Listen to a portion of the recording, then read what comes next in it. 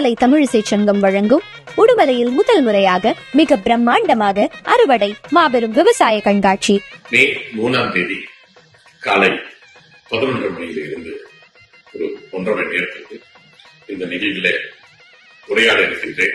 இந்த நிகழ்விலே கலந்து கொண்டு பாரம்பரிய கால்நடை வளர்ப்பு, பாரம்பரிய கால்நடையின் சிறுநீர் சாணத்தை வைத்து எப்படி விவசாயம் செய்ய முடியும், அந்த விவசாயத்திற்கு என்ன முறைகளை கண்டுபிடிக்க வேண்டும், பாரம்பரிய கால்நடையை இன்னைக்கு இருக்கக்கூடிய காலகட்டத்திலே லாபகரமாக வளர்ப்பதற்கு என்ன செய்ய முடியும், குறிப்பாக கிளைமேட் ரெசிலியன்ட் அக்ரிகல்ச்சர் சொல்லக்கூடிய இந்த காலநிலை மாற்றத்தினால் ஏற்பட்டிருக்கக்கூடிய பிரச்சனைகளை நாம் எப்படி சமாளிக்க முடியும்.